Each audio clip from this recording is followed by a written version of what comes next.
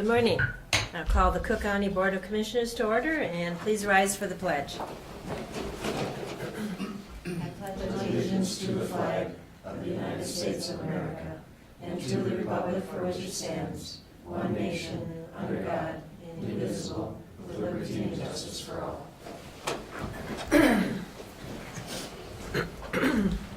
Are there any adjustments to the agenda?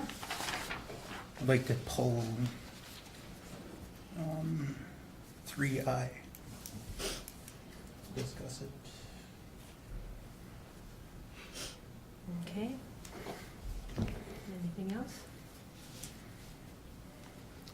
Motion to approve? So move. Second. Okay, all in favor? Aye.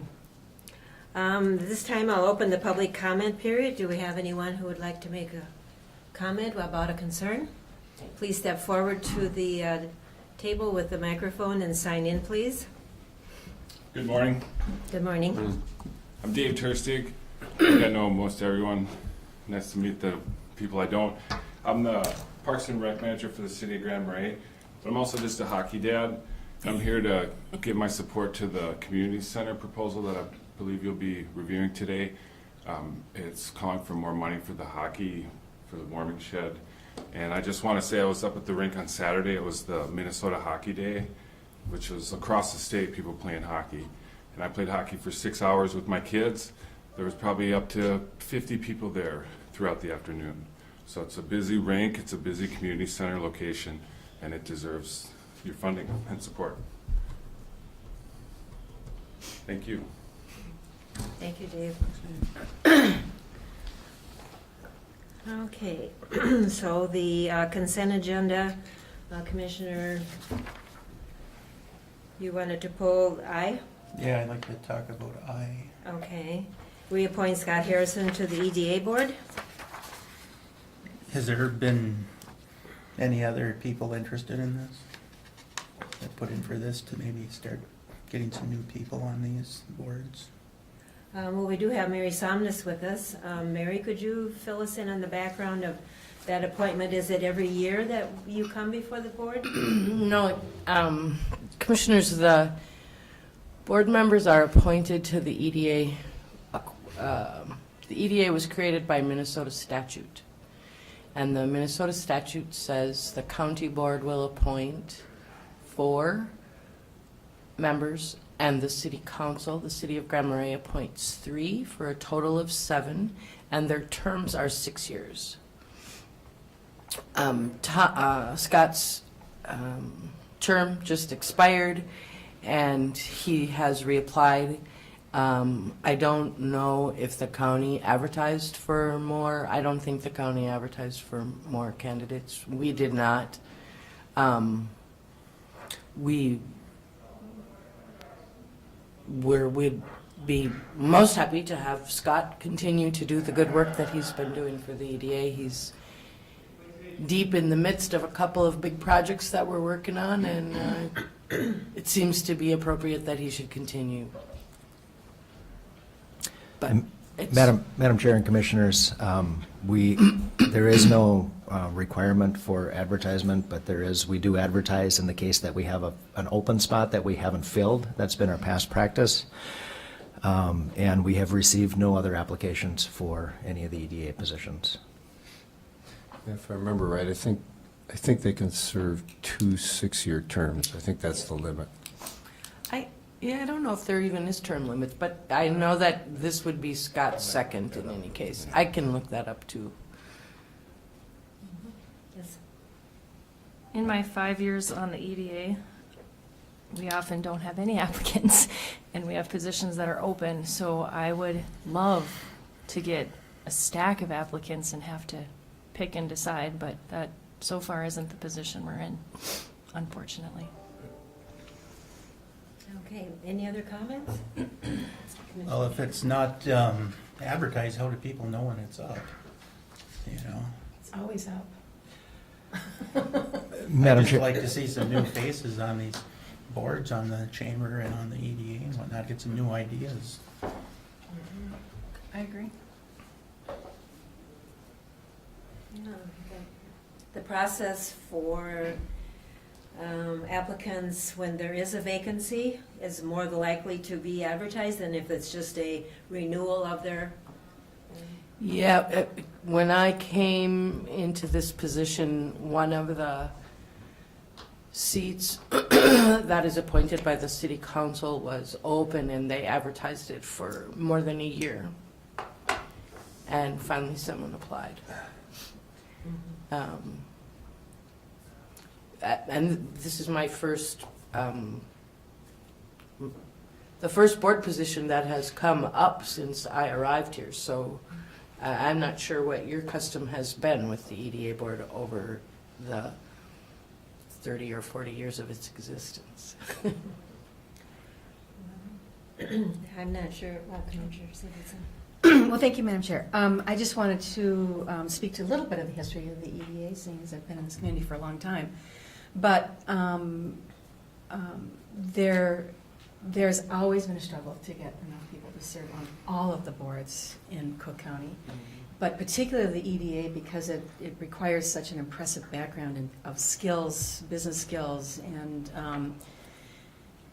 and I would say for the first time, we really have a lot of people with those skills on the board.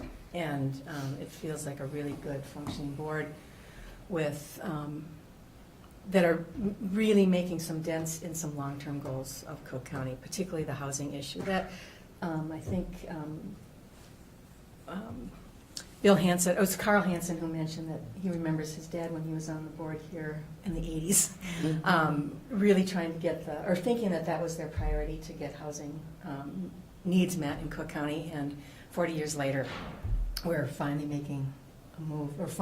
We've finally dug a hole in the ground and we're building and looking at the Lutzen developments. So I think for this current board of the EDA, they're actually accomplishing some pretty amazing things that we've been wanting to do for a long, long, long time. And Madam Chair, if I could, all of the boards that we have available and applications for all the boards that are available is always open on the website. And the past practice, from what I can understand and in my conversations with Julie Berglund, is we've typically only advertised when we've had a vacancy that we didn't have an application for in this situation. So our last application, or our last notice went out back in November or December that said we had vacancies on the Airport Commission, we had vacancies on the Community Center, and then we had vacancies on other commissions, and directed everybody to the website. So we didn't specifically apply, or we didn't specifically advertise, but our practice has been that if we have somebody willing to serve. Well, maybe in the future, we just need to keep in mind then when those types of positions open up that we mention it here at a board meeting, and then try to get the word out that they go on our website to look at more details or contact the EDA board for more details about what it takes to be a board member, because as Commissioner Sievertson said, it isn't just I'm willing to do this and I feel good about it, but it's a whole set of backgrounds that they need to apply. So to Commissioner Deschamps' question, maybe we'll need to be a little more proactive too in terms of finding out when there's an opening in any of the areas. Any other comments or? Thank you, Madam Chair. And just thank you, Commissioner Deschamps, for that question, because I think it is an issue on all of our boards. So it reminds me to be thinking ahead to all of the boards that have openings, that and to encourage people and encourage young people, because it can be kind of an intimidating thing to step into the world of public service, and to encourage people to participate, because we really do need young people to participate and new faces, and that's one of the strengths that Cook County has, is because we do have a lot of new faces. So to encourage them to step up and participate, I think is something that I need to be reminded of. So thank you. And thank you, Mary, for coming too. Yes, thank you, and I would concur with Commissioner Sievertson. One of the things that we've been spending some time talking about lately is a look to the future when some of our board members' terms are going to expire, or they're going to move on to perhaps something resembling retirement. And that it certainly is my interest to invite young leaders to join the board and bring their good ideas. It's essential for the future of our county, so. And Commissioner Dukirk is the representative, so she'll have a heads up too by going to the meetings about what we all need to consider, so. I think a 6-year term is a rather long term.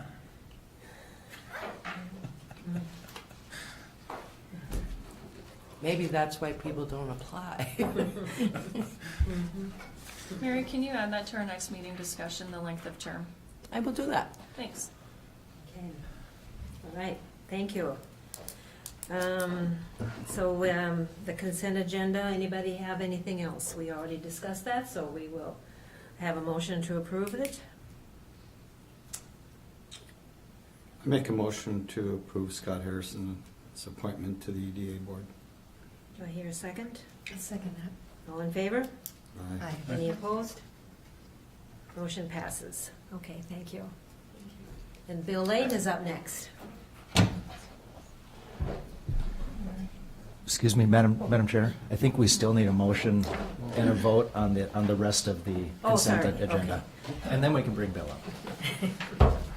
Okay, so we need a motion to approve the consent agenda as a whole, The balance of the consent with agenda. the balance of it, Yep. yeah. Do I hear a motion? I move to approve the balance of the consent agenda. And a second? Support. Okay, all in favor? Aye. Aye, thank you. Bill's going to talk about gravel. Good morning, new Madam Chair and Commissioners. 2 items on the agenda that were forwarded to the Board of Commissioners from the Planning Commission at their December 13th meeting. Gravel reviews, which is a perfunctory process where pit activities and environmental assessments are conducted on one of the 12 remaining conditional use allowed gravel permit operations in Cook County. This year, we were hampered somewhat in our review by the early arrival of snow in late October, so some of the pits were assessed, evaluated with about 6 to 8 inches of snow on the ground. That on-site review, however, was supplemented by the questionnaires which were included in your packet, which the permit and pit operators are very good and pretty diligent about providing the information about volumes extracted, volumes exported, and that sort of thing. Just as a review, we revoked Stan Bouch's permit in, I believe, 2016, and reestablished a permit for him, and with the requirement that he establish a hydrology regime on the landscape, which would take care of the water that's being generated. There's a couple of artesian springs and that sort of thing. And that was engineered, and that process is working very well. There's a skim pond down at the bottom before it outlets off the pit, and that has a pretty substantial sediment trap, and it's working very well. The other pits, 9 of the other pits, there were no issues. Extraction was pretty minimal.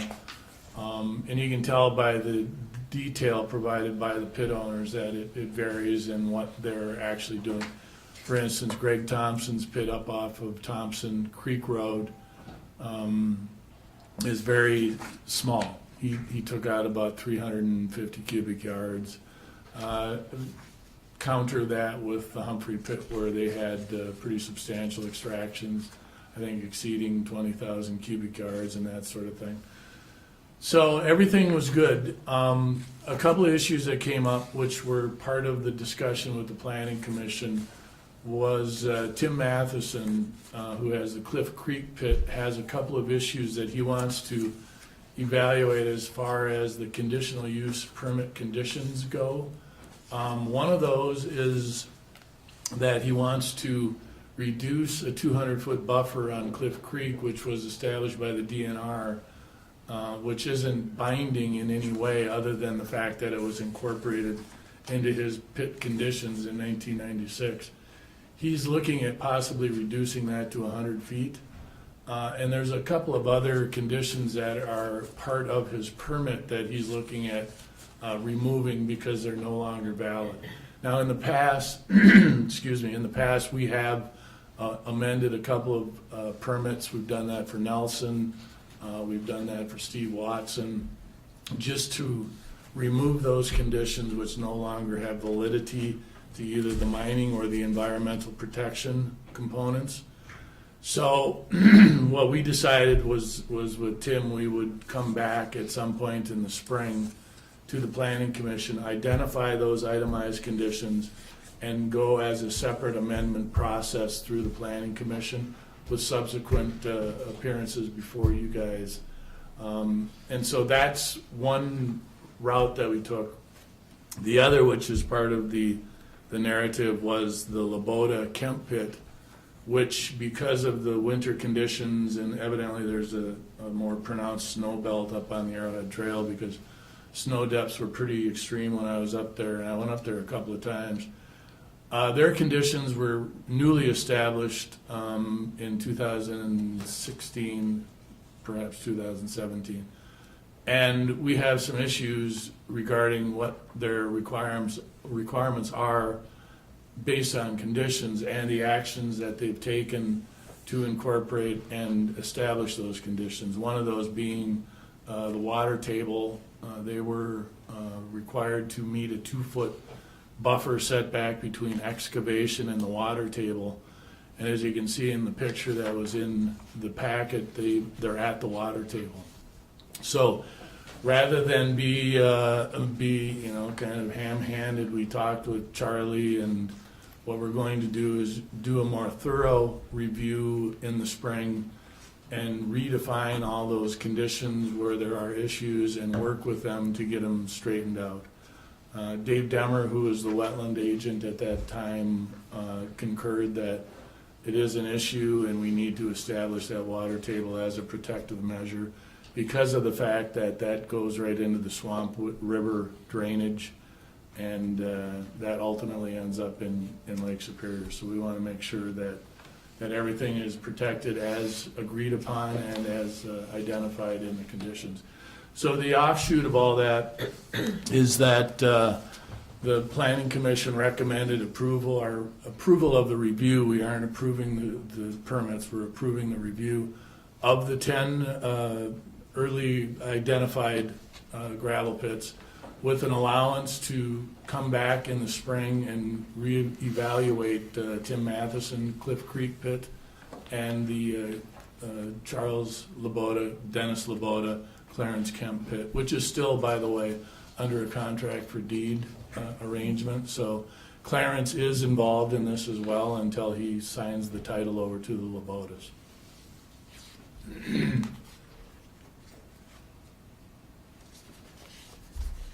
Okay. Anything else? That's it for gravel.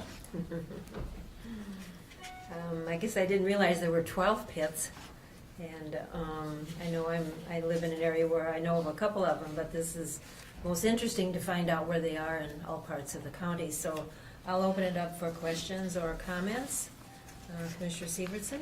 Thank you, Madam Chair. And thank you, Bill. It seems reasonable, our approval, and with coming back in the spring to review the 2 that we weren't able to do yet. So I'm certainly in favor of approving this. Commissioner? Yeah, thank you, Madam Chair. I agree with Commissioner Sievertson. Thank you for your work on this. Very important. Commissioner Dukert? Thank you. It's good to see when it goes a little smoother. We do this every year, but it's nice to keep them updated and everyone doing the same thing, so we're all on an even playing field. So thank you for the field work that you do and the work that you do to make sure that everyone is compliant. done? Yeah, I talked to Charlie a little bit. You guys got the stuff worked out there? I think so. You know, let me, and excuse me, Commissioner Deschamps, the pit owners are really cooperative in this, and I don't want it to sound like we're being, you know, that there's this gap between us asking for information and them not giving it and that sort of thing. That's been resolved. So if you've talked with Charlie and Dennis, that's really a good sign, and we recommend that. So whatever your process is and your involvement in that, we certainly welcome that. Yeah, it just sounded like there was some miscommunication at the planning board or something. Or... Yeah, that would be one way to characterize it. It's the communication is that the permit is there and that's the requirement, and we just need to kind of instill that reminder that that is the guiding document for their operations. And this is done on a yearly basis? Yes. Yes, okay. And do you have a feel for the amount of gravel needed for some of the road construction that's coming up? None. Yeah. And you know, I do know that there are possible changes of ownership of a couple of pits. I am not at liberty to say that, but that's certainly going to play into any future highway improvements, modifications, road construction projects. Okay, any further discussion? I hear a motion. Got something? Yeah? Madam Chair, I was, I was simply going to say that tomorrow I'm meeting with Lisa and Charlie to review what we have planned for the next couple of years. So we'll begin to have an idea of what our needs are related to gravel. So that's happening there. Bill would not have that information at this point. No, I don't want that. You don't want to? Yeah. Motion to approve. Second. Okay, so we have a motion to respectfully approve the 2017 gravel pit review to be, and 2 of the pits to be evaluated at a later time. All in favor? Aye. Aye. Any opposed? Motion passes. Thank you. Bill. Now to a true planning and zoning fix / dilemma / confounding land ownership issue. This pertains to a group of 6 parcels up off Camp 20 Road, which has collectively been called since the original purchase in the 1940s Hong Hill. There's 6 family groups with derivative generational owners and that sort of thing. And what happened, and hopefully you were able to read the narrative, it's a compelling narrative in the sense that there's history here, and it's Cook County history. And when I first went up to the Hong Hill area, it was probably in 2009. And it's just this beautiful tract of land overlooking the Brule River. And there's this mishmash of cabins, very rustic, very primitive, no electricity, no running water. And there are 6 family groups who own cabins. Some of the cabins are on the respective owners' properties, some are on someone else's properties.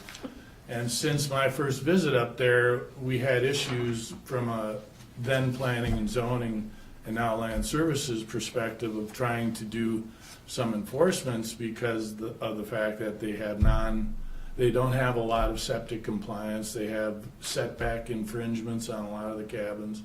So if family A has their cabin on family B's property, how do you initiate an enforcement? Well, it should be on family B's, but they didn't want to do that. So in the course of a 7-year deliberation, back and forth, no contact for a couple of years, Land Services came up with the notion of establishing a planned unit development, which would allow a larger inclusionary parcel which had derivative properties that didn't need to meet zone district requirements, but could be assigned to the property owner and the cabin owner. So that was a solution. However, when you have And it was informally estimated that there's up to 60 or more owners that have legal claim to some of the properties up there. That means everybody would have to sign off on it. There would be a lot of quiet title processes, a lot of attorney fees, and they could never find agreement on what they wanted to do. So the last hope of a desperate office was to bring in a rezone. And that's unusual in the sense that all the other properties up there are either FAR 1 or FAR 2. FAR 1 has a 20-acre, 600-foot width requirement for newly created parcels. FAR 2 has a 10-acre, 300-foot width requirement. And these properties there are 6 parcels that average like 8 acres. So how do you do a rezone, or how do you do an adjustment to the properties with the ultimate goal of them redefining parcels within that 53 acres? So a rezone to FAR 3, which has a 5-acre requirement, is the only thing that we could come up with which would allow those 6 parcels to be reconfigured, the properties and the cabins to be reassigned to the unique owners of the properties, and to go forward with administrative subdivisions following the rezone approval, which will put cabins on the property owner's property and will solve at least temporarily any issues as far as ownership, lineage, and that sort of thing. And it also gives the county a better ability to go out and assess from an assessor's office perspective, and also from a permitting process, which is the land services perspective, on how we can, hold property owners accountable or responsible, and that's a better term, is responsible. So what's going to happen now, pending your approval, of course, is that these properties are all going to be reconfigured. Some property owners are going to lose some of their acreage, some are going to gain some of their acreage. We've looked at the proposed parcel layout with their surveyor, Wayne Henchy, and it isn't going to be a pretty amalgamation of properties. It's going to be irregular. It's not going to be the nice rectangular properties that we like to see in the ideal planning and zoning world, but it's going to be a fix. And I think that's what really came to play, is that we have the first generation of Hong descendants are in their 70s, and they just want some closure on this, and I don't want to bring the sentimental part of it. But if you've dealt with these people long enough, you understand that that's a really important component. So in presenting this to the Planning Commission and to the Board of Commissioners, it really is the most feasible, the most logical, and probably the most non-conventional solution that we could come up, but we're happy with it. In our office, we're content that this is a solution. And I think I've heard from a lot of the descendants now, and this is a good solution for them. So with that, the Planning Commission approved the rezone from FAR 1 to FAR 3 with the recommendation that the Board of Commissioners also follow their action and approve the rezone. And that's it. Well, like you said, it's a big amount of work on your part and on the part of a lot of people to put all this together. So we will open it up for discussion. Commissioner Deschamps? Sounds fun. No, I'm glad it's getting fixed. No comment. No, I support it, and it's a good fix, and I know it's a problem up there. I've been a property owner up there for 24 years in Homeland area, and it seems like a good resolution. Thank God it was just all in one family. Well, there's 6. Yeah, it is one family in the context of their experience and their intent. Is this something that we could follow, I think, in other areas if they come up? A really good, that's an excellent question. And, you know, we do have areas that have been zoned, the narrative, what I used was this broad brush approach to zoning rather than looking at it as a pixelated process. So we get zoning that may be very convenient from a mapping perspective, but from an ownership perspective, it isn't as accurate as it should be. I think there's other areas that would mirror this process. The issue is having uniformity of the ownership in what they want to do, and then having that transferable at the county level. Thank you. Thank you, Madam Chair. What a big deal. I'm just thinking of, because the families are not related, right? No. So there's 6 or 7 separate families that have come 6. to, because they're in agreement that this is the best solution for them as well. So this is no Yes. easy accomplishment, bringing peace to that land. It's amazing. Right. And so it seems like a good solution. But I just wanted to ask the question, so, and I'm sure you've considered all the possibilities for the next 50 years in terms of any negative repercussions from this move that you can, of course you can't foresee it, otherwise you would think about it, but like the surrounding properties, there's no repercussions to them, doesn't really affect them. So seems like the right and a really creative solution to a complex. And let me follow up on that, Yeah. Commissioner Severson. Those families, the Hinderleys, the Lowe's, the Hongs, the Bernstons, and Romsteds, they do have some large parcels adjacent to the Hong Hill, but they haven't been subdivided or brought into multiple ownerships. One of the parcels is 40 acres, and I've spoken with, it's the Hinderley family, and they're at the point where it's a younger ownership, and they're actually looking at doing a PUD for the future use to establish those multiple owners with cabins that meet the zone district requirements. So we have a 2-tiered process. The older generation just wants closure and satisfaction. The younger generation is actually looking at maybe using some of the tools that we have at our disposal. Right, well, congratulations, seems like a big deal. To them. Yeah, well, to them and to us to, well, and for you to have negotiated it, for Land Services to have helped to negotiate it, I think it's creating peace in the land, not easy. Right. Thanks for doing that. So I would move to accept this proposal. Support. Any more discussion? All in favor?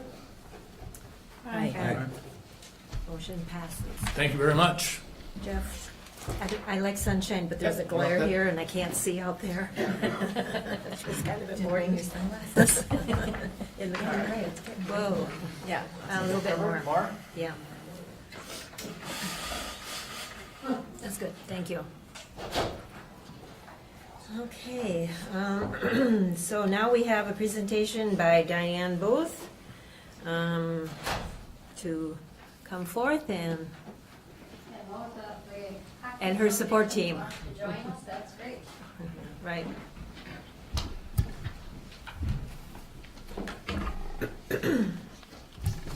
You can sit wherever you like. So you should have received kind of a cover sheet with some information on the bonding. One of the things that has happened since I came before you, I think it was 11 of 28, where I requested some bonding funds for the playground, and we had kind of worked it out prior to that point. We didn't have a real active hockey group, and so we had said, you know, it's going to be pretty much recreational skating. Let's make the skating rink smaller. Let's do a smaller warming house. And since then, we have a really nice new active young group who has said, you know what, we want to make sure that we don't downsize that rink, and we want to make a bigger warming house so that we can have hockey in the future. And so before you, we have requested that I ran the numbers, and the max that we would have to ask for was an additional $194,300. So the bond that we would be requesting would go from $205,000 to $713 to a total of $400,013. And that, I'm assuming we probably were writing grants, I'm assuming that will probably decrease, but that would be if we didn't receive any grant money for either the playground or for any of the skating warming house projects. So that's where we're here for today. When we were at the committee of the whole, you had requested that we bring the Hockey Association to you. I believe, Bobby, you kind of said, hey, I want to hear from these guys. So what I'm going to hand out to you guys now is probably something you've seen, but I've also added a few things just to kind of represent some of their requests that have come in.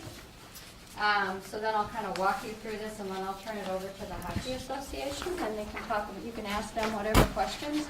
I have a few board members here too as well, so I'm sure they might have some comments to add as well. So if you look at this sheet, right, the front sheet is kind of what we originally looked at. You can see the existing hockey rink size, where we were going to downsize the hockey rink to make it smaller and add a small warming house and keep the upper skating rink. If you turn the page, that's what we did when we were looking at making it smaller. Behind you, all I've done is, when I've talked to these guys, they said, well, let's keep the warming house where it is, make it a little bit bigger, keep the hockey rink the same size, and just kind of make a little round skating rink for the little kids. That's kind of their conceptual drawing. None of this is set in stone. It's just a conceptual drawing. But we have a couple builders here that are on that group, and I'm sure that they'll figure it out based upon the size that they're looking at. And they're looking at about a 36 by 65 foot building, which could be smaller depending upon if you put the Zamboni in it or not. And then I also included some of the playground plans. We probably will have to change that concept somewhat as well, because we're not going to be downsizing that rink now, so we won't be able to do a few things, but I've also talked to the playground people, and we're working on a design for that. So I'm going to turn it over to you guys, and to Madam Chair, if you guys have any questions to ask. Good morning. Morning. I'm Nate Shields. I've spent about 7 years coaching youth hockey when my kids were at that age up here, and it's the reason I'm kind of getting back involved and trying to help get this going again is there's been a lot of interest of young kids that want to get back into youth hockey. We live in northern Minnesota, and I think it's a great thing for the kids to have. The program kind of went to the wayside for a few different reasons. The facility, the building is old, it's small, and there just wasn't really room to, coach teams just because everything's getting old. I think one of the benefits of having a big warming house is, the more we can get kids to do outside activities in the winter, I think is just a benefit for every parent and everybody. And this building isn't just for a hockey warming house. I mean, you go up there and look at how many kids are skating on a nice day, and if we have a warming house, I think it's going to bring a lot more kids to just get out and skate and use the outside facility. But there is a group of people that have an interest of getting youth hockey started again, and I think the only way it will start is if we have a facility to be able to do this. Well, I'm Jim Wallner. I'm the president of the Hockey Association. I also work here at the county. So I just kind of would touch on, the Hockey Association never disappeared or came out of the woodwork. We were kind of, we did there. When you get into youth sports, it always moves in cycles. You have groups of kids, they get older, and then you kind of wait for another group to come through. Right now, we have a lot of young families in the area, and this has kind of sparked a new interest. And echoing what Nate said, the facility is getting outdated. Everybody's well aware of the issues that we've had with the concrete there and keeping ice. the boards are, Becker is going to warranty the boards. And, I just think it's a really great opportunity for the county for something for the kids to do. Working for the county, I see that the use has, Troy's not here today. Troy Ohm works in the maintenance department. He also works up at the rink at nights, and he was going to get some numbers for me for the usage that has been going on this winter. He didn't get the exact figures to me, but he did tell me that the usage this year is off the charts because we've had some really good ice this year. We put in a liner. It was a learning process, but we've got it figured out. But it's just more of a Band-Aid. The concrete it needs to come out. And from what I understand, the settlement money pretty much takes care of the concrete. Becker is going to warranty the boards, and we've worked on some new ideas with Lon Hovland, who takes care of the rinks down in Duluth, and he's come up with some few ideas that we think is really going to help out if we're able to go through them with the curbing. The best way I could describe it actually is where you're sitting up there, there's like a little curb that your desk is on, and that's kind of what we're looking at to put the boards on top of that to where we can get an ice depth. So when we get these meltdowns, right now we could only have 2 or 3 inches of ice. Where if we could build that up from 6 to 10, we get a little meltdown, we lose some ice. In the grand scheme of things, it's not a big deal. I know I watched a little bit of the County of the Whole meeting, and Jeff kind of described, what to you what we're thinking. I'm not very good at getting up here like this. Is the first time I've done that, so I think it's just easier if you guys have any questions for us, we can hopefully answer them for you. I know I talked to Heidi a little bit on Friday, and you had some questions, and So fire away. We'll open it up for discussion. Commissioner Deschamps? Yeah, I think the reason why I wanted you guys to come up here was, instead of sending the messenger, I wanted to hear it from you guys.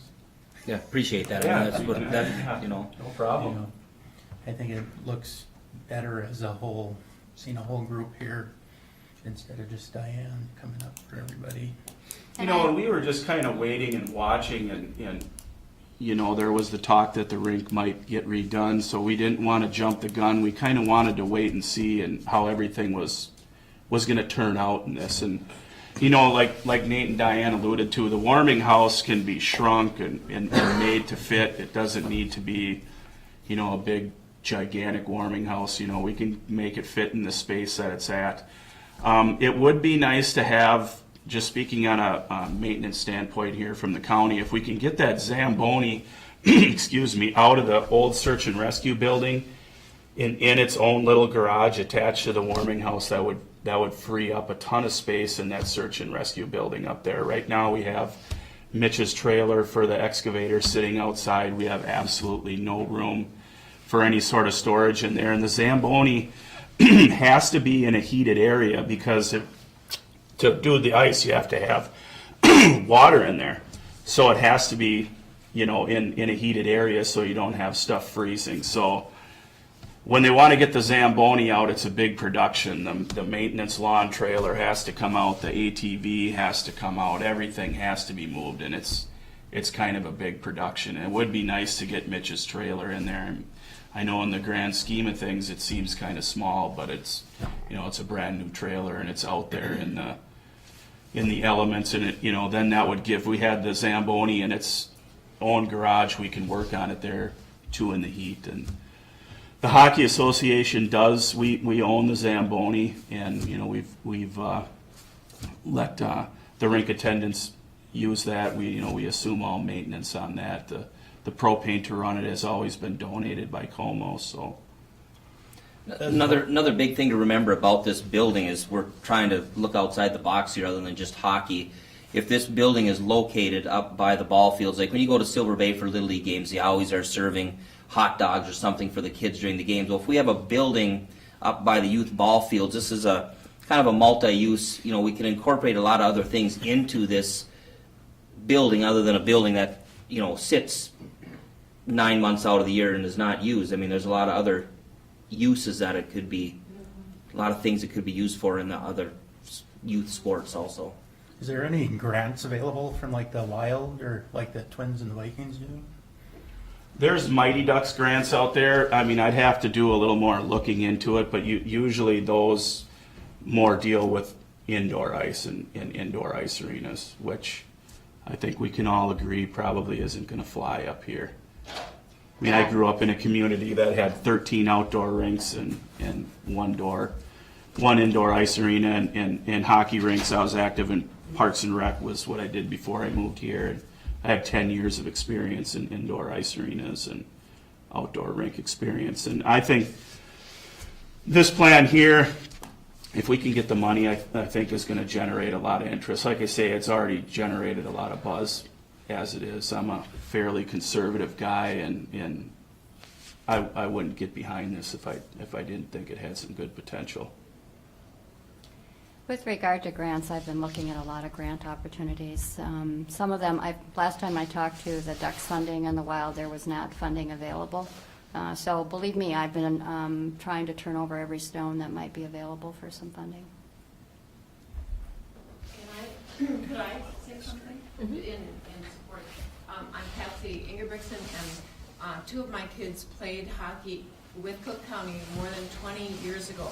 So I have experience being up at those rinks, using that warming house, and using the porta potty. And I just want to say that it makes a huge difference for families to use that space if they have adequate facilities. And as a mom with young kids in snowsuits and skates on, using a porta potty that's off the space where you have to figure out how to get your kids in their snowsuits or in their equipment to a porta potty, and then it's really discouraging. I mean, we kept doing it, and we were in the association for as long as our kids were skating. No, they did not play hockey in college, but they're both fabulous skaters. They love to skate. It was an awesome program. So I just want to really support that it's a really great thing for the community, and it would be really helpful to have a warming house that had at least access to a room that you could help your kids use the bathroom. I'll second that too, as a mom with two young kids. I mean, imagine how long it takes your kids to put the skates on, and then they're young. All of a sudden they have to use the bathroom. You don't have a whole lot of time in there to work and either take off the skates or get on the ice guards and walk across the ice. It'd be great to have some sort of facility right off the ice there, so the kids wouldn't have to go through all the rigmarole to use the bathroom. Right now, they're going across the blacktop to get to the porta potty. I'd like to add too that the Hockey Association, we are willing to kick in $32,000 of our own money for this project. There was some questions why we pulled back on some money, and the reason being is the Hockey Association has always funded some of the kids' equipment, and we'd like to continue doing that. And our plan is we'd like to have 2 mite teams next winter if this goes through.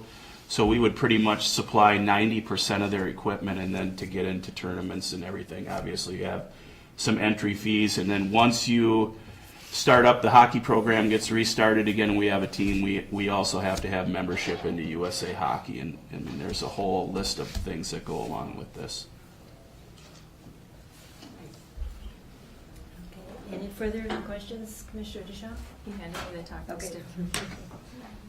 So you've answered most of my questions, and thank you for pointing out that the Hockey Association is not renewed. It's continuing because you were very vocal during the construction of the YMCA, not you specifically, you as an organization. The warming house has been on the list. It was on the list with the 1% funding, and here we are, 5 years later, not done, and still talking about it. And the warming house will be used for more than the Hockey Association, and I'm not slamming the curling club or the curling association, but I know in having that here, there's often the question of why? Why is it in a county building? What's it do for the community? We'll come to a Bonspiel and look at the hundreds of people here that come from Canada and Duluth and Virginia and Minneapolis. It will be the same thing with the hockey with the kids. You will be able to have organized hockey with the youth that will bring people into our community. So it is for our community, it is for our youth, it is for our adults, it's for our seniors if you all want to put some skates on. It's just part of being a better community and supporting everyone and everything together. And it's been long overdue. I'm hopeful that next year I won't be talking about why the warming house didn't get done. Thank you. I might add, we have about 18 kids right now that have gone through the program that either play in Canada, youth hockey in Silver Bay. Also, the 2 starting goalies are from the North Shore Storm, which is a combination of Silver Bay, Cook County, and Two Harbors are both from Grand Marais. And, also kids have gone on to play at junior hockey level and college that have gone through the program. So it proves it does work. Well, thanks so much for coming, and thanks for all you're doing, and especially appreciate your comments about providing equipment and so forth. I'm very biased. I've coached hockey, and I've had kids that have gone all the way to the pros in hockey, so played in college and been involved in building the arena in Anoka. But I want to just preface that, but not because of that, but because I've seen what it does for a community. It's not just for teams, but ice skating, I know with my son and daughter and my grandkids who are now playing hockey in Duluth. But this is a lifetime sport, and I know that I played until my 40s and then getting too old, but it's a great thing. And the skating skills are just really good physical development, and team playing is real benefit, especially the concept of hockey is where you have to work together like other sports and learn some good human life skills. So thank you. I support this wholeheartedly, but I want to preface that by saying I'm very biased. But I know what it can do, and it's really great to see parents involved and working with kids. Thank you. Thanks. Thank you, Madam Chair. I just want to ditto what everybody has said. I very much approve this. And I do want to just ask the question about, I totally get hockey and team sports and all of that, but there will be opportunities for other skating. Right. I can tell you, I've been there, 25 years. The number of people who call me now that are visitors to our community and ask about our hours and is there skate rental available? It's really increased. It's on a rise. I think we're seeing families who maybe come up and skiing is really expensive, so maybe they can't do 2 days of skiing, but maybe 1 day of skiing, and then they're still looking for something to do. And so our skate rentals have really increased. Actually, yesterday, which we didn't have a skating attendant yesterday, but I ended up opening it up, and we had about 10 people out there, bunch of grandmas with kids, and it was it's really neat. I mean, it's really fun to see people actually use the space. And without the skate rentals, we would not have as many people using that space. So the skate rentals really add a lot to it. That's great. And a lot of how it's worked when I was coaching the youth hockey, at the beginning of the year, I always gave Diane my coaching schedule and said, these are the hours, these are the nights that I'm going to use the rink for the coaching and for hockey practice, and then all the other nights are open for all the activities. So we always run it's not like hockey just shows up and kicks everybody off the rink. We had to give her a schedule of when I ran my practices, and then those were the times that we had the rink, and other than that, it was always, and we never never had practice on weekends, so it never tied up the weekends. It was usually like a Monday, Wednesday, Thursday, because the Fridays are busy for other activities. So we always tried to schedule the best times for everybody for that. That sounds great, too. And I love the idea, the improvements that you've brought to this process, even though it seems like it's at the end, but it's not too late. So I really appreciate the thinking about the curb and making the ice more sustainable, because with our weather, it seems like our winters of the last several years have not been conducive to sustainable ice. So it's really nice that you've thought about doing that, and every little bit will help in that regard. And I just I love skating. I just think it's a great thing. So, and making the warming house big enough. I'm not sure that the current design really solves the bathroom situation, but it's a lot closer than it was, right? It's Yeah.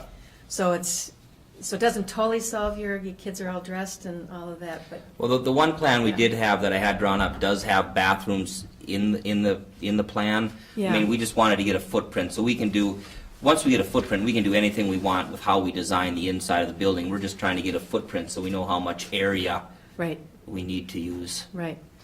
So bathrooms are hopefully in the future. The design will not negate that as an opportunity in the future. Right, there'll be plenty of room in there if we need. Yeah. Well, we've already had permission from the city to either put in vault toilets, or we've also even talked about a heated space where we just put the porta potty inside with hooks. So you can walk in there with your skates, because we'll have rubber matting down, place to put your outside stuff, and it would at least be warm for kids and close to right attached to the building. So there are some options out there. Thank you. I might add, I've been involved in hockey my entire life. I've played in Canada, all over Minnesota. In this plan with the new boards, the Hockey Association, I don't know if anybody knows, we also donated $5,000 to the new lighting system that's up there. If this plan goes through, like I say, I've been all over, this will be one of the most beautiful outdoor rinks, I think, outside of Edina, that the state of Minnesota will have. I really believe that. I mean, I know we can't compete with Edina, what they did, but They're not close enough. Yeah. Even for that to be an issue. this will be a beautiful facility. Awesome. And, you know, I think there's some room to work with Visit Cook County. I mean, there's no reason that a weekend men's tournament with, 6 teams couldn't be put on. There's all sorts of stuff here with some creative minds that we have that we could make work here. And women's tournament. Sure, and women's. Have you tried the Stahl Foundation in Thunder Bay? What's that? The Stahl Foundation in Thunder Bay? I haven't, but somebody did bring that up to me. I mean, we could look into that. Something we could look into. Right, I think that, I wasn't involved in the whole history of this process. Nate is more familiar with that. I think this has been going on, Diane, you also know, for a very long time, and I think there's been a lot of, over time, it's never gonna get done, and this is the farthest that we've come, so. How about we put an end to that, and I'll make a motion to approve bonding of $400,013 for the Cook County Community Center, Park, and et cetera. I'll second that. Discussion that I would have to the administrator is that our bonding schedule is continuing on through March and into April. So by approving this, and then with the idea that Diane would be writing as many grants as she could, and maybe you folks too, and I appreciate you coming before the board, there wouldn't be any problem with scheduling anything on the bonding? Madam Chair. To it? No, Madam Chair, this is just a matter of sizing that piece of the parks allocated bonding that we were looking at. I believe that everything that's been proposed at this point falls under the authority that we have related to park improvements. So we should be on schedule, according to the schedule that we proposed last week at the Committee of the Whole, to move forward with bonding to be issued in 2018. Okay. So we have a motion and a second that there's requesting of the Cook County Community Park that we add a total in bonds for the recreation of the warming house and rink and all of the amenities that go with that to a total of $400,013 in bonds, right? Okay, all in favor? Aye. Any opposed? Motion carried. Thank you. Thank you, Madam Chair.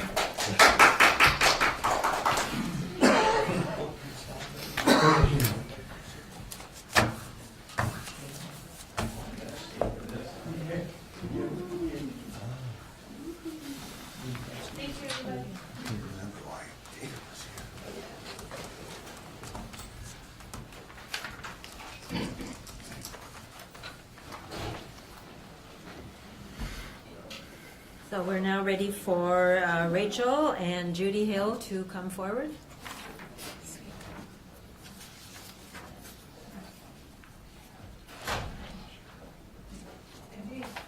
And David.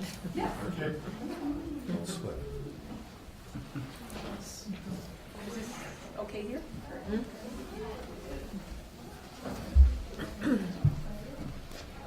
This is the first time that we've had a safety achievement award, and we'd like to present this to David Eckel. Yep, David. He has an attitude of safety and often says what he will and will not do on the job. And so we're honoring that and recognizing this. And we appreciate your attitude that you can do anything to be safety related. Okay, thank you. Thank you.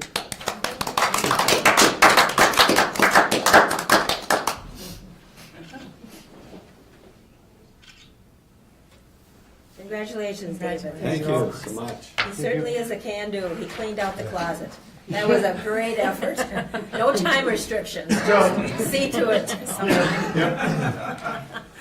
Appreciate it, David. Thank you. Okay. Brady has something to bring forward to us that Yeah, we've already received in our packet. I think this could have been a consent agenda, but I just thought a little explanation might help. This is to approve by resolution to delegate the payment of regular claims on the third Tuesday of each month to the auditor treasurer. And what this follows is the board's decision for the third Tuesday not to be a regular meeting. And we pay bills on each of the board meeting days. And typically those are commissioner warrants because you see them before they're approved. And the other ones that we pay every Thursday are auditor's warrants. And the main reason for changing this is probably primarily the highway department, because if we don't pay those bills on that third Tuesday, they'd have to negotiate some times and schedules with some of their suppliers and contractors.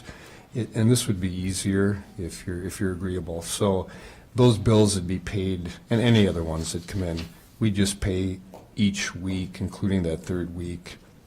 They would be auditors' warrants, and then you would see them and approve them at the first meeting of the next month, as you do the others. So, Okay. Any and we would still bring regular commissioner warrants on the two regular meetings. Any comments, questions? Commissioner Severson? No, thank you, Madam Chair. Seems like a good thing to do, so I'm in favor of it. Commissioner Bergeron? Supported. No questions. Okay. So I need a motion to approve, to delegate the payment of regular claims on the third Tuesday of each month to the auditor treasurer. So move. Second? Second. All in favor? Aye.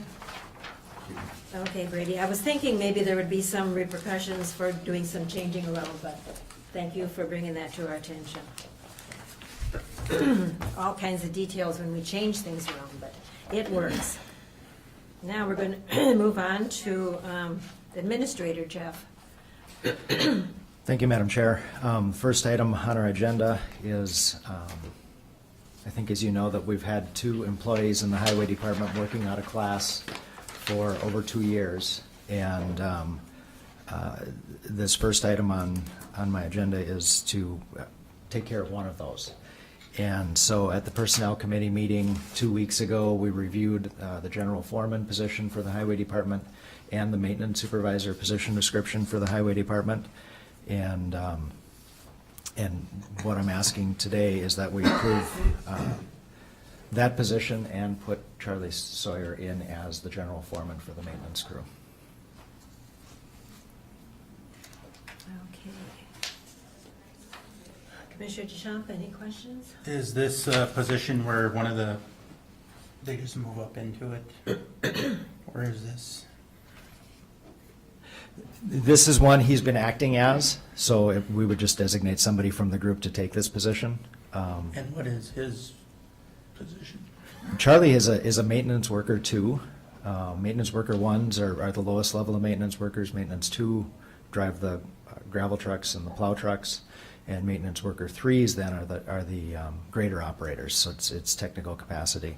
And Charlie has been working out of class as the foreman for this group for 2 years.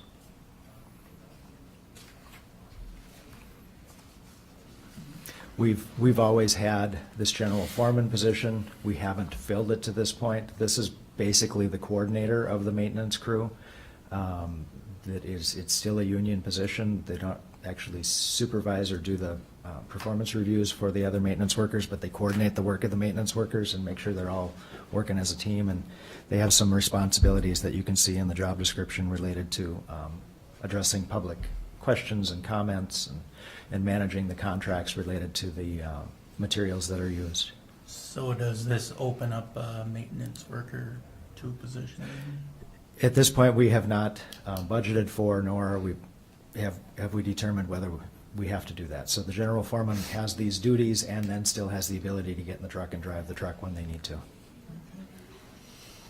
It does not, it's not an additional staff person.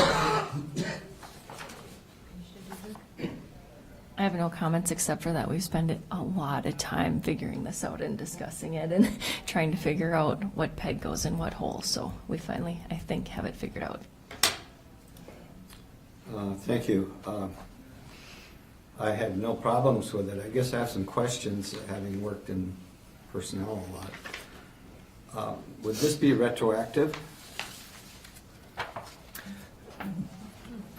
That's a great question, Commissioner. Typically, decisions like this, a change in classification or appointment, from our practice, are effective the date that the board makes that determination.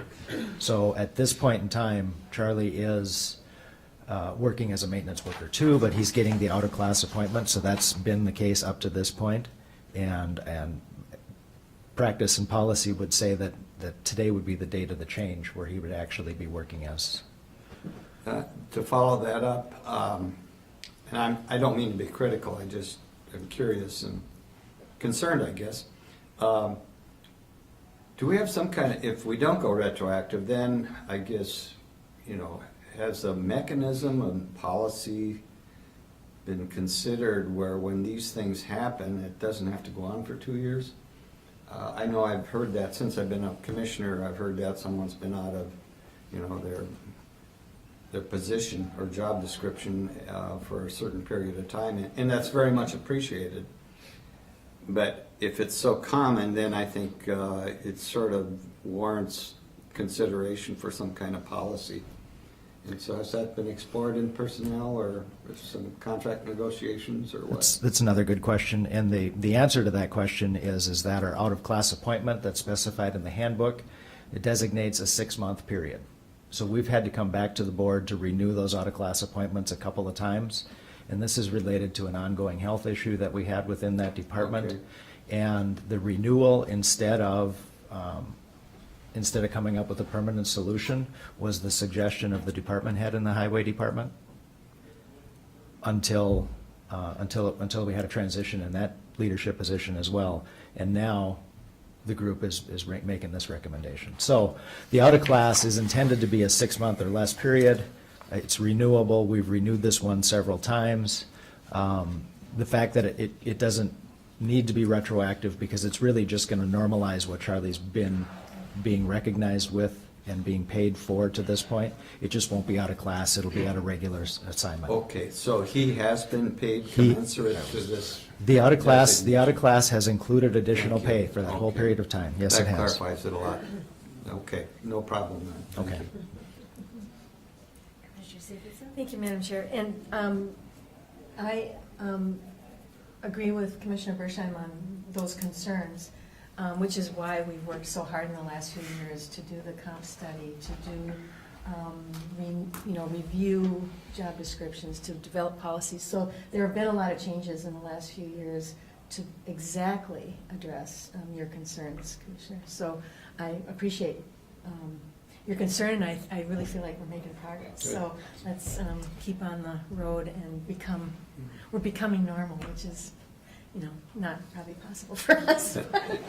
And Madam Chair, I would just like to comment that, my intentions there are to make sure that we pay our employees Yes. what they're doing and what they're worth, and I feel strongly about that, so thank you. Okay, any other discussion? We'll move to a motion. Motion to approve Charlie Sawyer as Highway General Foreman. And I hear a second. Second. Any other discussion? All in favor? Aye. Aye. Thanks, Charlie. Thank you, Charlie. All right. Moving on, Administrator?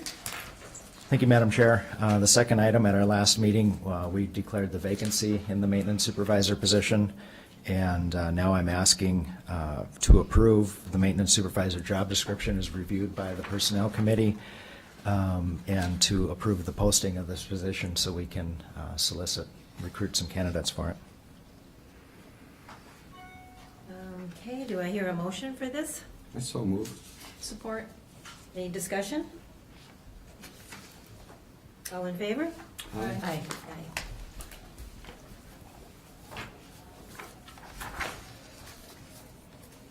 Madam Chair, if I could, just one comment about that is, again, we're filling a vacancy. We're not creating a position. This is a budgeted position and just filling that existing vacancy. So thank you.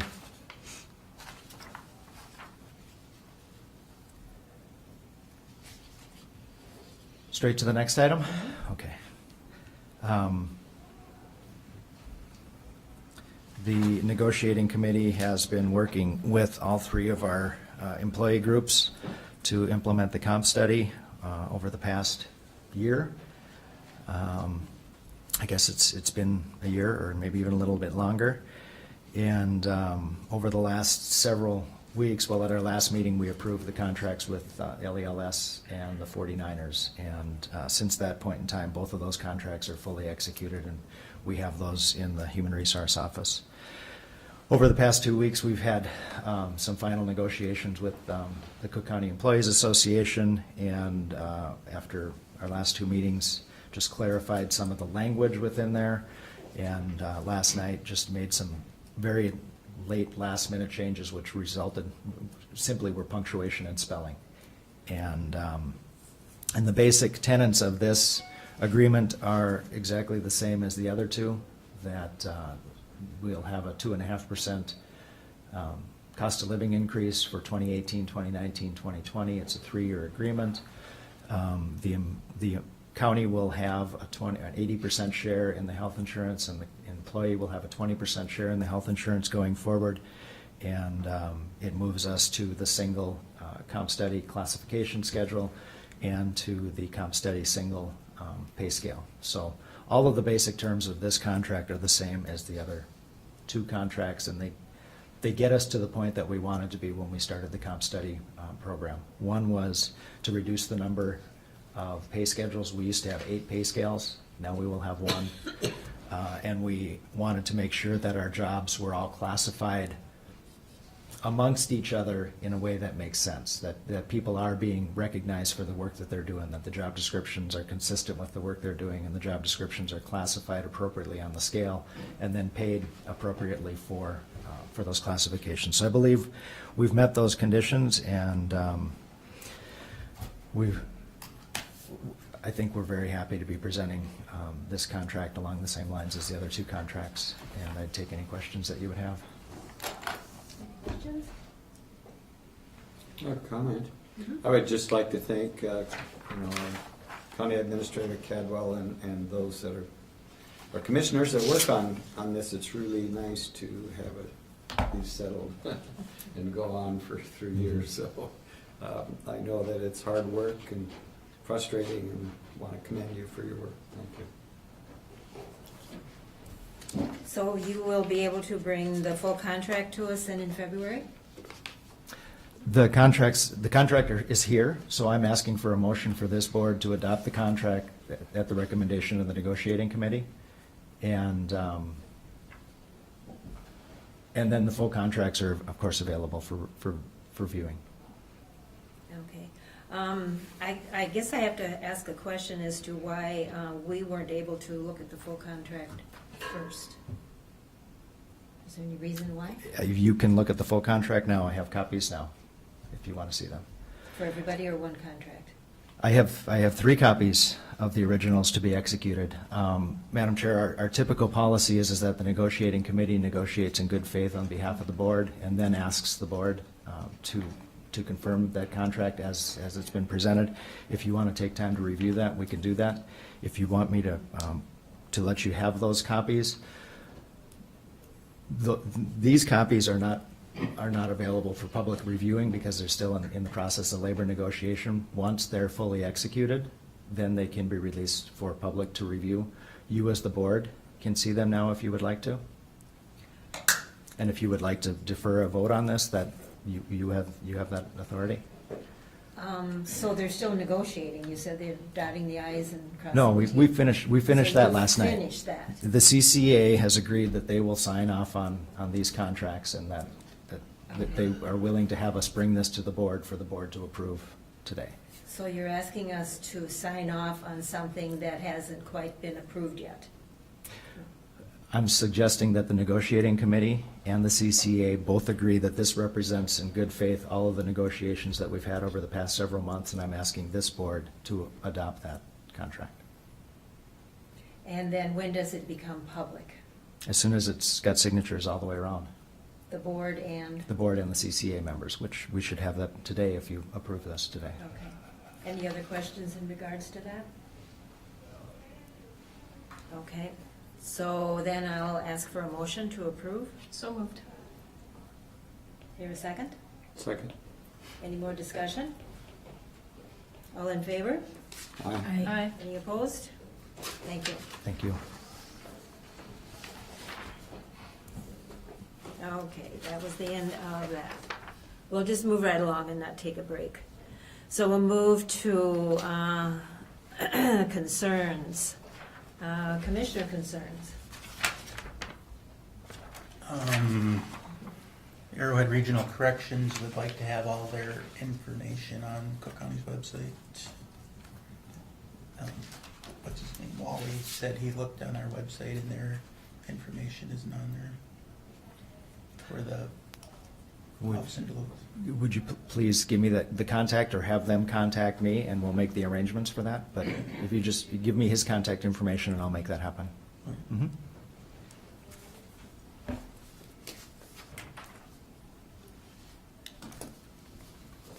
Okay. Any other concerns? Let's see. Well, I have Yeah. a concern. Oh, yes. Were there any other things, Mr. Cadwell, that you wanted to share with us on the administrator's update? Thank you, Commissioner. I would just, I would simply say that we're moving in and starting department-level strategic planning sessions this week and next week. So that process is ongoing. Okay, thank you. Anybody else? Otherwise, I have a couple of items. At the ARDC meeting that I go to in Duluth, which I've been going now, this will be my 6th year, they started Community Vision's Regional Success, and yay, Cook County was pointed out for this month. Now, every month will be a different commissioner and county, so we've had Aiken County and Carlton, and they just give a review. They put your picture in, which didn't have to, but they put some reviews about what's been going on in our county or in the counties that ARDC is involved in, like the Sawtooth mountain biking, and they spotlight the commissioner. So it's just a nice little updating for all of us to keep aware of what's going on in the other 6 counties besides the present county. Brian Silence sent us a letter of concern, and I believe we all responded in one way or the other that that issue will be taken care of and brought before the personnel board. And so I appreciate his comments, because when employees do have concerns about their work, we need to address that. And so he can be assured that that will be done. You all received my NACO notes, so at this time I'll open that up for any discussion, comments. Commissioner Dukert? I would like for us as a board to work on this, and instead of having Commissioner Storley left hanging as to wondering what's happening and whether or not she's going, I would like us to have a serious discussion about this. We need to decide as a board if we should have a member on a committee. They have committees, same as AMC. We need to decide which event we're going to send a commissioner to. There's more than one every year, and which one is the most valid one to go to. We need to decide which is the best commissioner representation to send someone to that. And we also need to set our priorities so that when that commissioner goes there, they can speak for all of us as a whole. And so I don't want to say, no, no one can go to the one coming up in March, and we're sadly running out of time. I realize that it was in the budget, and I apologize, this discussion should have happened months ago. But before we as a board agree to send anyone, I think we really need to have this conversation and be very structured and very intentional about how we do this. So that's my feeling on it. Okay, let's have some discussion. That was some discussion. We've got more discussion. I mean, I think I would agree with that. It's an important thing to do. I am totally in favor of belonging to NACO and participating in NACO. I think it's, in this day and age, to not participate in a national organization that affects us on so many levels would be really foolish. So I'm very much in favor of that. And I'm also in favor of having a policy around who goes and what the issues are and so forth that is created by the board. So I'd be in favor of that. And Commissioner Starley being the board chair, that may be the part of the policy that we create, is that the board chair would be the person who attends. But I think it should be a conversation that we all participate in and make that part of one of our very important policies. And I don't know, Commissioner Zve in Lake County has been involved, I think, for 5 years. He's a committee member and he goes to NACO. Maybe we could have him come to our discussion and kind of give us the pointers on it and give us some background, or maybe we have someone give us some information from AMC so that we know what the committees are, if there's any openings. I know there was an opening in 2016 for one of the committees that I was asked to join, and so I need all the information. This is not a decision I can make right now today at this meeting. I need the full information on the ramifications. So I mean, this is a serious discussion that needs to be either on an agenda or part of committee of the whole. I'm really sorry, but I cannot approve anyone going at this point.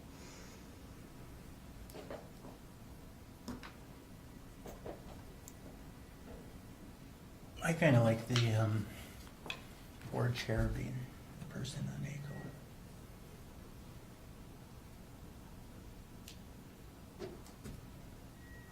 NACO. I think I kind of opened up the discussion way back in June when we discussed about going to NACO in July.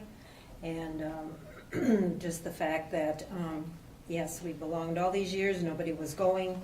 And I just felt that somebody should continue on and go to the legislative sessions, which are kind of not the end result, but the legislative sessions in Washington, D.C. are very important in terms of getting our voice heard, both as a group and at Capitol Hill. So I don't know, I think our time is kind of running out. They have the registration open, they have it at a certain time and for a certain amount, and then after that, then they raise the amount for your registration.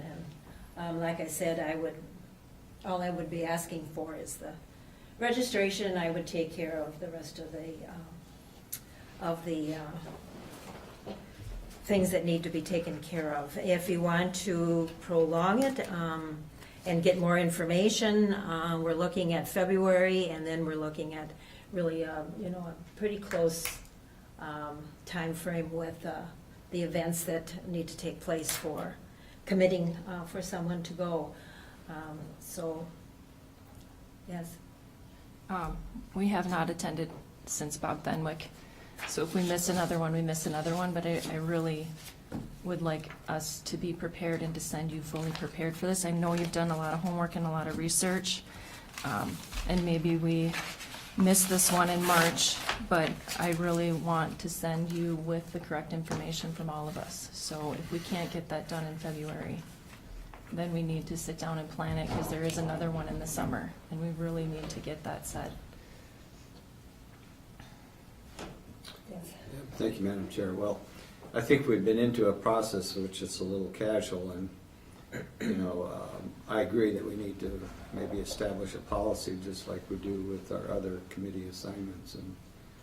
But I think for us just to create a void this year is got other issues that have ramifications, and if you're willing to pay for part of your, or the majority of the way it sounds, your expenses, I guess I wouldn't want to try to block that.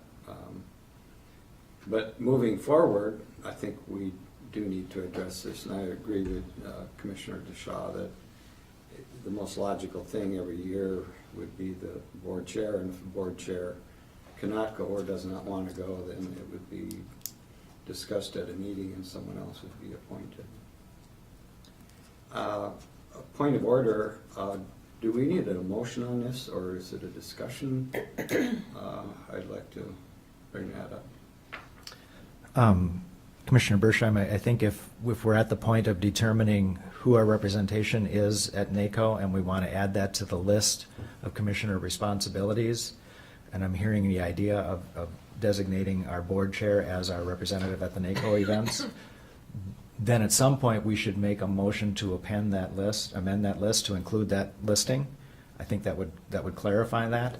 I think the other conversation about related to Cook County's priorities and the message that the board wants that person to carry to those events is a general conversation that would best be had at a committee of the whole type situation. So I think there's actually two issues here.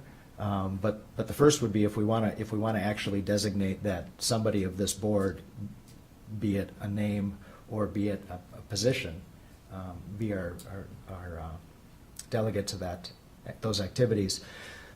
The subordinate clause to that is then which of the activities? Is it the annual conference? Is it the legislative events? How many of this and how much of that? Part of that was done in the budgeting process when we identified money in the travel budget to make sure that we could attend some of these NACO events. But is it the annual conference? Is it the two legislative conferences? We haven't determined that, and I don't know that we've made that discussion.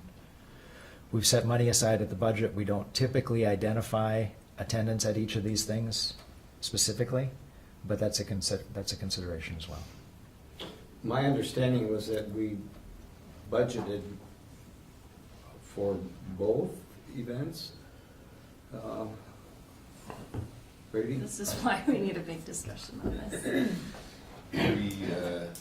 We don't know the exact cost of all the events. We based it on what we spent in 2017 for it and added appropriately, I think, and did normal budgeting, looking at what the costs were the last couple of years in both of those accounts, and it might fit two events, but I'm not exactly sure what two events cost. Her previous attendance was basically paid by with her own expenses. And this one is being, if she does go, is basically covered by her own expenses. Correct? I asked for registration in July, and I asked for registration now, but I'll cover everything else.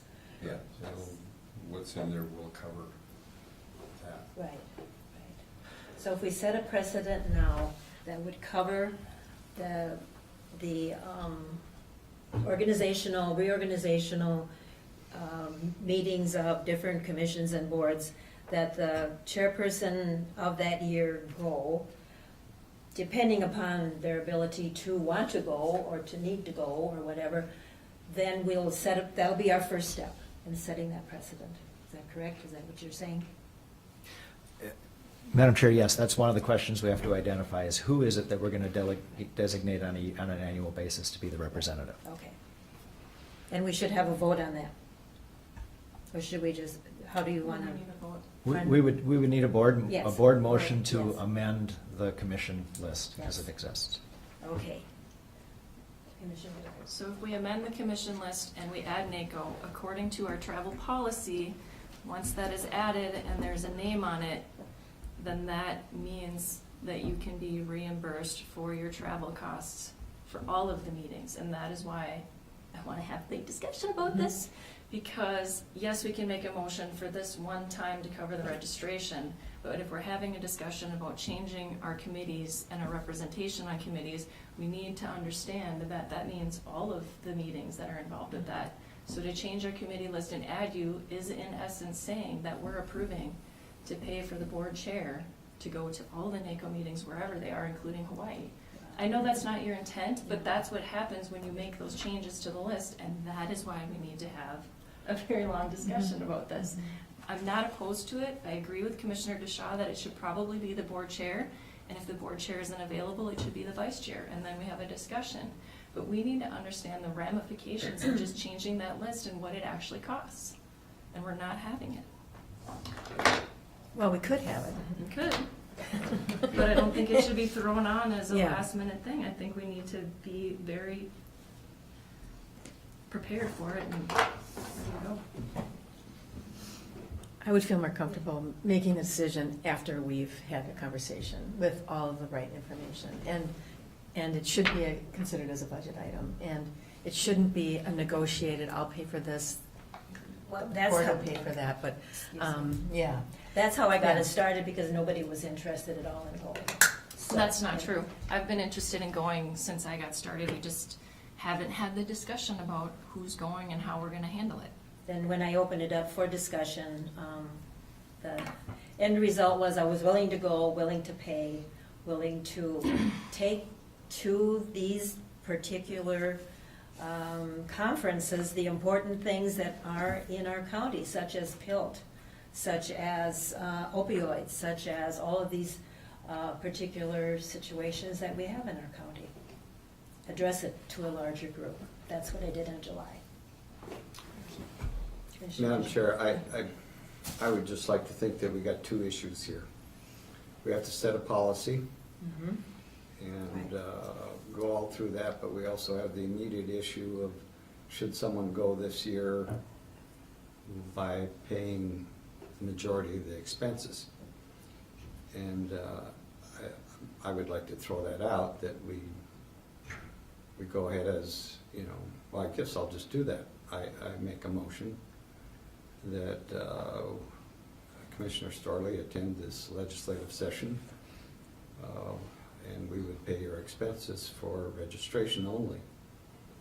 And the other part of that motion would be to have a serious discussion on this at a future committee of the whole meeting. Okay, so we have a motion on the floor. Do I hear a second?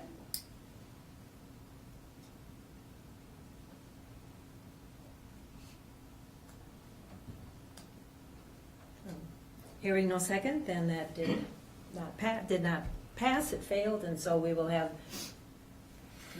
I'd say, can we put this on the meeting of the whole for the 20th of February? And Madam Chair and Commissioners, we can, as board chair, I think we should have a conversation about whether you want to put it on committee of the whole or whether we want to get some materials together to put it on for the first meeting in February, but I think we should address it at a future meeting. Yes. Absolutely. In the development of the agenda, I think we can take a look at the schedule for NACO. We can take a look. A concern that I would have, and I recognize personally as a resident, not just as the administrator, as a resident, your generous offer to pay for a lot of these expenses. But in my experience on other boards, it sets a difficult precedent because the person in your situation after you may not have the financial ability to represent the group with that same financial commitment. So maybe that's how we get through, but the conversation shouldn't be, if we're going to ask we just talked about it, if we're going to ask somebody to do a job, then we should compensate them for doing the job, and that applies to the board members as well. And please note, that's me speaking personally, that nobody should be restricted from representing and serving based on their financial ability. But then me as an administrator talking to the board chair, I think you and I can address this and find a way to get this on the agenda for the next meeting and provide the materials that will make people, will help people understand the full context of the discussion. And if you determine that it's more appropriate for committee of the whole, then we'll put it there. Okay, thank you. We'll do that for the first meeting in February. I think that, I agree, if you're going there representing us, if we get together and they're going for health opioids, whatnot, there, you know, you shouldn't be paying for that, you're representing the company, so. Sure. Okay, let's do that the first meeting in February.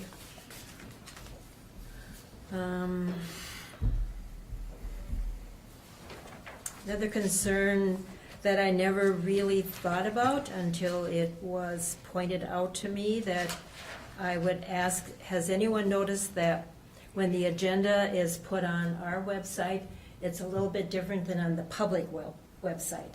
I don't really pay any attention because I don't keep a lot of stuff on my website due to the fact that we are always reminded from IT department not to keep a lot on because of hacking and that type of thing, but has anyone had any feel for that there's two different agendas? I'm just opening this up for discussion. Madam Chair, there are not two different I'm agendas. totally shocked that that would be perceived that way. Well, what I'm getting at is that there are certain things that come before the board that is not privy to the public yet. Would that be correct? Madam Chair, I believe the issue you're addressing is related to labor negotiations materials that were distributed in paper copy to the board and have been made available to paper copy to the board and were not included in the public agenda, and that is a necessary part of data practices. That is our responsibility to protect data that's not public until it is. Anything else that has been addressed on the agenda is the public I'm using the public version of the agenda now on my computer to follow through with the business for the day. So that isn't inaccurate assessment that there are two agendas. There's a single agenda. There may be times when you have information as board members that the public doesn't have, and that's because of my responsibility to protect non-public data. So then at times when Brady passes out a paper to us at the time and we deal with it and we resolve it, or we just have as a matter of information, that then becomes public. Would that be right? Yes. If I write Myron a note during the meeting, technically that's public. If someone were to ask what did Heidi say to Myron, I need to produce that. Madam Chair, one of the procedures for open meetings and looking at the open meeting law is, and the reason that we ask every day is, are there modifications to the agenda, is at our regularly scheduled meetings, we can legitimately add business that didn't make the deadline because we have a posted regular public meeting. What we do have to do is we do have to append those materials and make them available publicly after that, and that's why typically when somebody brings something to hand out at a meeting, they bring 8 copies. So there's 5, 6, 7, 8. The public copy is maintained and it's available to review, and it gets added to the materials. So that is, we try not to do that because we want to make sure that best practice is to have a full packet go out and have the packet contain everything, but especially in the case when and oftentimes there aren't any materials related to this, but if we have a position and staff are interviewing on Thursday and Friday after the materials have gone out, then I'll simply bring a name to you and say, we have these additional positions, we'd like to name this position to fill this post that you previously approved the position. So we can do that. There are not 2 agendas. I'm working off the public agenda off my computer at this point. Well, then yes. And that's another thing to remind us as commissioners when we bring things under commissioner concern, to not bring things for action, to bring them to move forward for action so that the community has time to review it. Because I know that that's been brought to my attention, that sometimes we as commissioners bring requests in under that portion of the agenda and the community hasn't had a time to look at it. So just a reminder for us when we bring items in.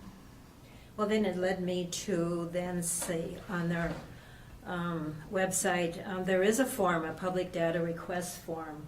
So then I wanted to find out, well, where does that go? And it usually will go to Molly if it is something that would require her opinion on something. So it may not be answered right away. She's been very busy, and so we need to respect her time too. But she did assure me when I asked her about this that it would be, she would follow up with a answer to the request if it required her input on that. Then just out of curiosity, went ahead and ran off the Minnesota statutes, and it's long and it's very numbered and it's very involved, but it is there if anyone wants to actually look up what is the statute from Minnesota. And Madam Chair, I had a conversation with Attorney Hicken last night, and she suggested that it would be appropriate, again, to bring a reminder to a future board meeting and just review our data policies and the open meeting law, the two things that are very complicated and are the primary responsibility of this board to understand, so that we provide transparency to our process, but also we protect people when data is non-public. So she'll be happy to add that to a future agenda and do an overview with the group, so that you understand both of the context of both of those things again. But if you ever have questions about that, our data practices policy for the county is available on the website. The data request policy is available on the website. We have numerous responsible authorities who are named. I'm named in relation to many pieces of data related to the board, related to personnel. Attorney Hicken is named as a responsible authority for a lot of information. Allison McIntyre is named as a responsible authority for a lot of information. So the public data request, the form, is the best way to ask a question, because then we have to meet the conditions that say we're going to respond within a period of time, that we're going to let people know what exactly is public data and what is non-public data, and that they'll get the answers that they want in a timely basis. Thank you. Any other concerns? Meetings to note. I think I have one on the 31st in Grand Portage, where the sheriff and Matt from the Border Patrol will be putting on a presentation for the Grand Portage community. This Friday down in Two Harbors, the civility group will be convening down there, and a couple of the young high school students were interviewed this morning on Duluth Station, and their theme is a better me, a better you, a better us. And so I'm hoping... Is that part of that DECA event or conference that's happening in Two Harbors? Civility, yes. Yeah, where Right. I think 12 or 14 of our kids are Yes. going. And Right, and it was inaugurated by teenagers or young people themselves, which is going to be great to hear back on that meeting. Commissioner Dukert will do the radio interview. I will leave here shortly, Joe. And I apologize for missing my appointment last week. Any other comments, business? Then I'll hear a motion to adjourn. So moved. Support. We are adjourned.